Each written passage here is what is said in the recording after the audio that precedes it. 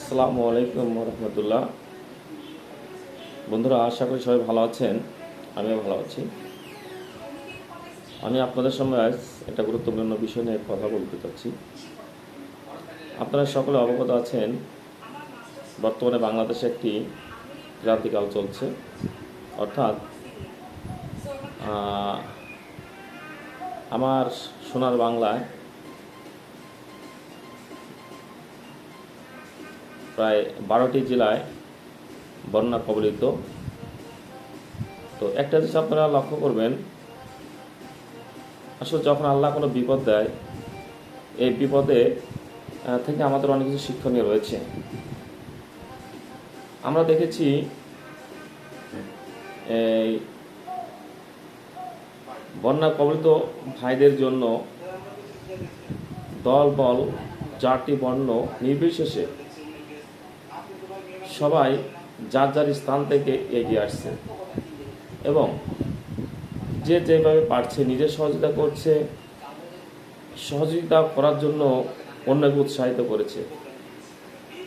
এখন আর নির্দিষ্ট কোনো সংগঠন নেই, নির্দিষ্ট কোনো ব্যক্তি নেই। আপনারা লক্ষ্য করেছেন, ঢাকা শহর সহ বাংলাদেশের বড় বড় শহর এবং গ্রামগঞ্জেও দেখেছি বিভিন্ন সংগঠন, এমনকি ব্যক্তিগতভাবেও তারা বিভিন্নভাবে ত্রাণ সংগ্রহ করছে, যা পূর্বে কখনো দেখা যায়নি। তো আসলে এটা একটা ভালো দিক। আল্লাহ যেটা করে ভালোর জন্যই করে। তো আল্লাহর উপর আমাদের সবার বিশ্বাস রয়েছে, বিশ্বাস থাকবে। তো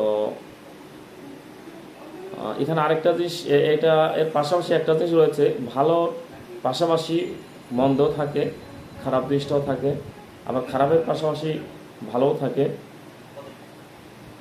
তো আমরা যেটা লক্ষ্য করেছি, যেমনভাবে সব শ্রেণীর মানুষ আমার বন্যা কবলিত ভাই বোনদের জন্য এগিয়ে যাচ্ছে, পাশাপাশি কিছু দুষ্কৃতিকারীও থাকবে। কারণ একটা কথা রয়েছে, ভালো পাশাপাশি মন্দ থাকে।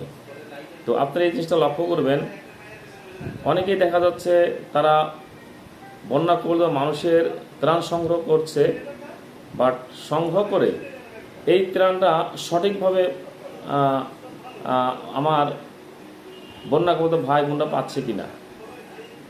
তো এই জিনিসটা আমাদের সবাই দায়িত্ব রয়েছে এবং আমরা এটা অনেক জায়গায় শুনেছি, আমরা লক্ষ্য করেছি, আমরা দেখেছি। তো আমরা যেভাবে বাংলাদেশের জন্য এগিয়ে আসছি, আমাদের সবারই দায়িত্ব, সবাই সবার জায়গা থেকে যদি আমরা এভাবে এগিয়ে আসি, ইনশাল্লাহ আমাদের পূর্বপুরুষরা যে সোনার বাংলার স্বপ্নে দেখেছিলেন, সেই সোনার বাংলা ইনশাল্লাহ আমরা পরবর্তীতে আশা করতে পারি আমরা একটি সঠিক পূর্ণাঙ্গ সোনার বাংলা পেতে যাচ্ছি। সবাইকে ধন্যবাদ।